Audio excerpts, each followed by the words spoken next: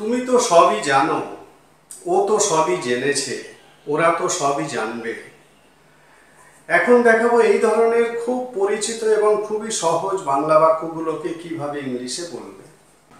এখন এই যে তো সবই, এইটা এইটা হলো মেন। তো সবই, ঠিক আছে? এই জায়গাটা কিন্তু তোমাদের ভাবাবে যে এটাকে কিভাবে করবো। এখন তুমি যদি ভাবো যে তুমি সবই জানো, ও সবই জেনেছে, আমি তোটাকে বাদ দিয়ে দিচ্ছি। তুমি সবই জানো, ও সবই জেনেছে, তোমরা সবই জানতে, ওরা সবই জানবে। এরকম বললে একরকম ভাবে বাক্যটাকে বলা হয়, মানে ভাবটা একরকম বোঝায়।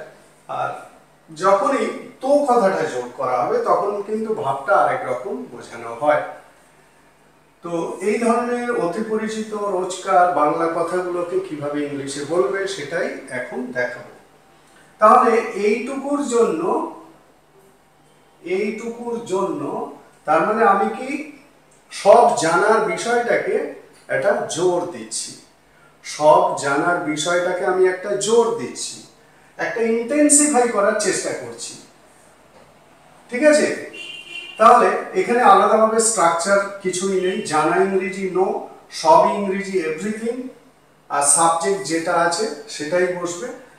জানাটা যে টেন্সের উপর আছে সেই টেন্স অনুযায়ী হবে। এখানে আলাদাভাবে স্ট্রাকচার আমি দেখাচ্ছি না, শুধু তো সবই এইটুকুর জন্য একটা ফ্রেজ ইউজ করতে হবে, সেটা আমি সেন্টেন্সগুলো করতে করতে দেখাচ্ছি। তুমি তো সবই জানো, তার মানে সিম্পল প্রেজেন্ট, ইউ নো, তুমি জানো, you know everything, you know everything, তো সবই, টু ওয়েল, এইটা। তাহলে পুরোটা কি দাঁড়ালো? You know everything too well, তুমি তো সবই জানো। বুঝতে পারলে? এই যে টু ওয়েল দিয়ে আমরা একটা ইন্টেন্সিফাই করছি, মানে এই সবই কথাটার উপরে একটা জোর দিয়ে দিচ্ছি। তুমি তো সবই জানো, you know everything too well. ও তো সবই জেনেছে, তার মানে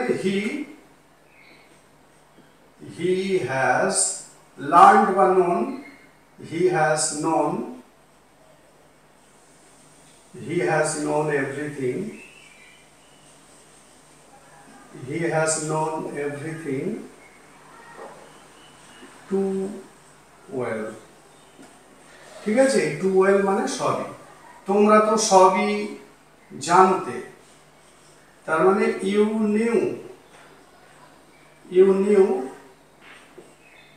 you knew everything, you knew everything too well. বোঝা গেল? ওরা তো সবই জানবে, they will know everything too well. বোঝা গেল? তো সবই, এটাকে আমরা কিভাবে ইংলিশে আনছি? টু ওয়েল, এই ফ্রেজটাকে ইউজ করে। আর বাকি যেটা আছে সেটা টেন্স ওয়াইজ হচ্ছে। ক্লিয়ার? তাহলে এই ধরনের বাক্যগুলোকে এইভাবে বলবে। আর একটা কথা, নো, নো ভার্ব না ব্যবহার করে লার্ন ভার্বও ব্যবহার করা যেতে পারে।